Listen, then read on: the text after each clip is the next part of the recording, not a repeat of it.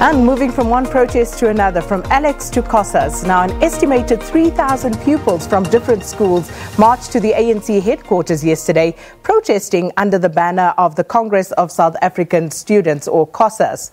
The learners handed their memorandum to the party's Secretary General, Magashule, and among their demands were the immediate improvement of infrastructure and safety in schools.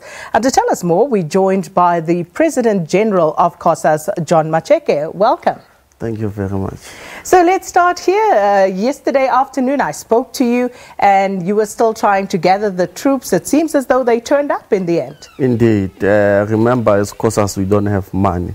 We're an NGO as an organization, so our learners had to use trains and other buses to come to the march. So at some point they arrived late, but they all arrived and we went to the house. So just looking at your list of demands, and these are of course demands that you submitted last year already, and you were marching to Lutuli House and expecting some answers. You were expecting them from President Cyril Ramaphosa, but it turned out quite differently. Tell us what happened. Yesterday, President could not come and address us, but unfortunately the Secretary General of the ANC was present. As Magashule, he came and responded to all the grievances that we had in the memorandum. So walk us through those responses. The first response was the backlogs of infrastructure. Remember, we had many backlogs of infrastructure. There were many schools that by now could have been built.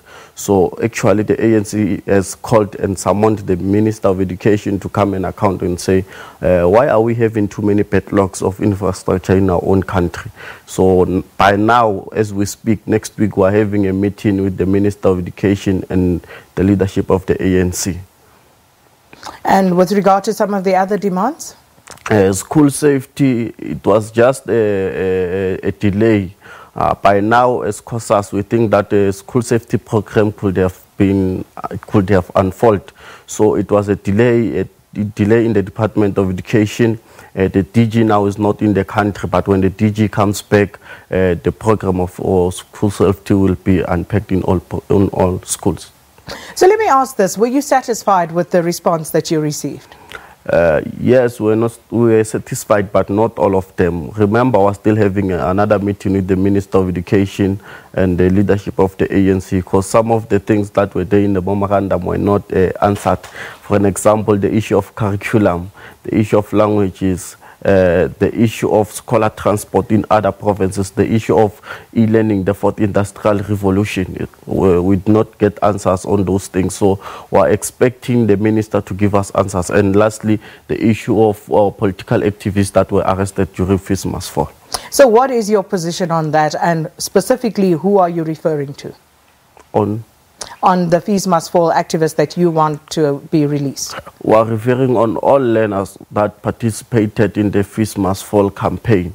Not only members of SASCO, but all learners, including those that are members of EFF and other organizations. We are saying all of them, they must be released because they were fighting for a genuine thing. They were fighting for what is right for all learners in South Africa. And what was the ANC's response to that? The ANC said that internal processes that are busy unfolding, they have already released some of the students or learners that were arrested during Fees Must Fall. So by the end of next month, all of them will be released from jail, and those that are still attending cases, their cases will be dropped. Was that an undertaking the ANC gave you yesterday? 100%. You have that in writing? Yes. That all Fees Must Fall activists will be released by the end of next month? Yes. Wow. That's quite a significant breakthrough that you managed to have. Yes. All right, let's just talk for a moment about the mobilization process. And one of our reporters, Zoleka Kodashe, was in Soweto monitoring schools yesterday for this shutdown. And there were instances where members who purport to be members of COSAS went into classrooms and literally disrupted learning and teaching, trying to get learners out of class to join the march. Is that something that you advocate as COSAS? No, we don't advocate such thing. We protect teaching and learning at any time. One of our pillars is academic excellence. So those that went to in different classrooms and interrupted class, we don't know that. I've never received such a report. but as an organization will follow, will investigate that thing, and those that were doing that thing will be put in front of the disciplinary committee of Congress of South African Students. And talk to us about some of your internal structural issues, because whilst you were preparing for that march on Luthuli House in the Western Cape, your secretary in that province issued a statement saying they are not part of this. Actually, Michael Mayalo is not the secretary of COSAS in Western Cape. We have leaders, we have Tolapoi from Western Cape and other PEC members from Western Cape. They also participated in the march yesterday. So Michael Mayalo, if you can remember, last year we had a problem of our own Secretary General, which was Kulekani Mondlis Kosana, where they were dictating the entire organization, and Michael Mayalo was one of those people. So last year in December, we went to a conference. I was elected as the president of COSAS. Then Michael Mayalo lost the conference and he left COSAS.